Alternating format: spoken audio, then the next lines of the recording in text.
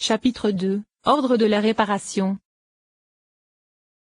Ainsi, voyant que ces réceptacles s'étaient brisés parce que la lumière était trop grande et qu'il n'avait pas pu la supporter, il s'éleva dans la volonté de l'Émanateur suprême de réparer tous les mondes de façon à ce qu'ils puissent supporter cette lumière. Et ceci se fit grâce à la propagation de la lumière et à grâce à l'éloignement des réceptacles de l'Émanateur suprême. Car les lumières arrivant plus dissimuler les mondes purent survivre et eurent la force de supporter la lumière. C'est pourquoi à partir du point de Keter apparut la propagation d'un Parsouf complet des 10 séphirotes qui étaient au début contenus en elles, comme cela était indiqué, et les faisant alors apparaître dans la réalité ceci fut appelé Arikampin. De même, à partir du point de Okma apparut un Parsouf complet de 10 séphirotes, et il fut appelé Abba. De façon identique. À partir de Bina apparut un Parsouf complet de 10 séphirotes qui fut appelé Ima. À partir de la totalité des 6 points qui se brisèrent apparut un Parsouf complet de 10 séphirotes qui fut appelé Zahir-Ampin. Et à partir du 10e point apparut un Parsouf complet de 10 séphirotes qui fut appelé Bat. Il s'agit donc du 5e Parsouf. Or ces 5 Parsoufim sont indiqués par les 4 lettres Yahvé, l'éperon du Yod pour Arikampin, le Yod lui-même pour Abba, le premier est pour Ima, le Vav pour Zahir-Ampin, et le dernier est pour la fille appelée Noukba de Zahir-Ampin. Et si tu dis, pourquoi l'Émanateur suprême ne fit-il pas ces 5 Parsoufim dès le début au lieu de faire ces points qui se brisèrent? Ne lui était-il pas révélé et connu que les points ne pourraient pas supporter la lumière? La réponse à cela c'est que l'intention de l'Émanateur suprême était de placer le choix et la volonté entre les mains de l'homme et qu'il y ait le bien et le mal dans le monde, car la racine du mal provient des réceptacles brisés alors que le bien provient de la grande lumière. Car s'il n'en était pas ainsi, il n'y aurait que le bien dans le monde, et il n'y aurait alors ni récompense ni châtiment. Cependant, puisque le bien et le mal existent, la récompense et le châtiment existent, la récompense pour les justes, et le châtiment pour les méchants. La récompense est pour les justes car grâce à leurs bonnes actions ils élèvent les saintes étincelles qui descendirent au sein des écorces, et le châtiment est pour les méchants car à cause de leurs mauvaises actions ils font descendre la grande lumière vers l'écorce.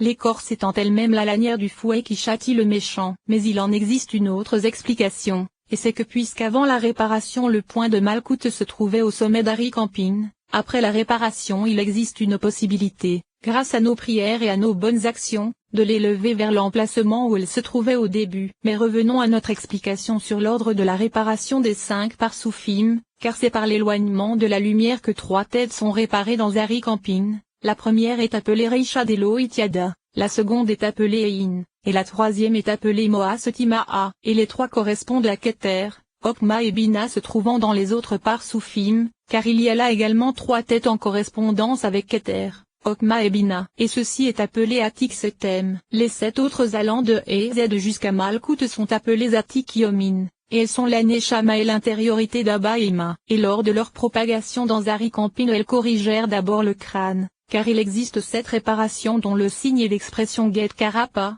Gulgalta, Taladivdola, Keruma de Avira, Rava de Ravin, Amarneke, Pekia d'Elonaïm, et Utma. Et tout ceci se situe dans le secret d'Arikampin, avec les 13 tikkuné de Dikna qui se propagèrent comme cela est indiqué dans l'Idrazuta. Et ces 7 réparations se propagèrent jusqu'à l'emplacement où au début se trouvaient les points des réceptacles brisés. Après que le Parsouf d'Arikampin fut achevé, les 2 Parsoufim d'Abba et Ima furent faits. Ceci constitue l'explication de ce que dit l'Idrazuta, ils apparurent ensemble et résidant ensemble. Et ils ne se séparent jamais. Le sens en est que Okma et Bina n'émanèrent pas comme Zahir-Ampin et Noukba, car Noukba sortit de l'arrière du torse et des bras de Zahir-Ampin. Or Abba et Ima apparurent ensemble, c'est-à-dire qu'au moment de leur naissance ils sortirent ensemble et non l'un après l'autre. Et ils résident ensemble car Zahir-Ampin et Noukba se trouvent dos à dos alors qu'Abba et Ima se tiennent ensemble face à face. Et lorsqu'il est dit qu'ils ne se séparent jamais, cela signifie que l'accouplement de Zahir-Ampin et Noukba n'est pas permanent, comme cela est dit dans le Zohar sur la Paracha Vayikra à propos du verset mangez, amis, buvez abondamment, bien-aimés, mangez amis. Ce sont Abba et Ima, buvez abondamment, bien-aimés, ce sont Zahir-Ampin et Noukba. Il faut que tu saches que c'est à partir du bras droit d'Arikampin, à partir de ces 3 parties, et de la partie du corps allant jusqu'au torse d'Arikampin qu'apparut le Parsouf complet d'Abba. Et c'est à partir du bras gauche, de Gebura, avec la partie du corps allant jusqu'au torse qu'apparut le Parsouf complet d'Ima. Car à partir de la première partie du bras droit, c'est-à-dire de la main et des doigts, apparurent Okma, Bina et Da'at d'Abba. Et ce que nous appelons main correspond à la partie supérieure bien qu'elle semble être la plus inférieure, car cela se réfère au secret de l'élévation des mains vers la tête. Ceci constitue le secret de la bénédiction. Par le secret du verset, Aaron éleva ses mains vers le peuple et les bénit. À partir de la partie centrale du bras droit allant jusqu'au biceps apparut Rezed, Gebura et Tiferet d'Abba. Et à partir de la partie inférieure correspondant à l'épaule apparut Netza, Od et Yesod d'Abba. De la même façon, c'est à partir des trois parties du bras gauche que fut fait tout le parsouf d'Ima. Il se trouve que ce qui va des deux bras d'Arikampine jusqu'à la moitié de sa Tiferet constitue la Neshama, la vitalité et l'intériorité d'Abba et Ima. Et à partir de la gorge d'Arikampine apparurent deux couronnes, l'une pour Abba et l'autre pour Ima. Ceci constitue le secret du verset, acquiert la sagesse, acquiert l'intelligence. Car à partir de la gorge qui a la forme d'une tige apparut une couronne pour Abba et Ima. Ainsi, la moitié inférieure de la Tiferet d'Arikampine et sa Netza, sa Od et sa Yesod restèrent révélées, sans revêtement. C'est pourquoi il est dit que les os inférieurs pleurent, c'est-à-dire que ces trois séphirotes inférieures que sont Netza, Od et Yesod étaient révélées, et puisqu'elles étaient révélées leur lumière était plus intense que la lumière des bras qui étaient recouverts à l'intérieur d'Abba et Ima. Ceci constitue le secret du verset. Béni soit la gloire de l'Éternel depuis son emplacement, car cela forme l'acronyme Bokim. Cela signifie qu'elles pleurèrent d'être plus révélées que la lumière des bras, car les premiers réceptacles furent annulés et se brisèrent lorsque la lumière pénétra en eux. Et pour réparer cela l'émanateur dut faire en sorte que les jambes de Zahir-Ampine fussent contenues dans ses bras, sa Netza, sa Od et sa Yesod à l'intérieur de sa Ezed, de sa Gebura et de sa Tiferet.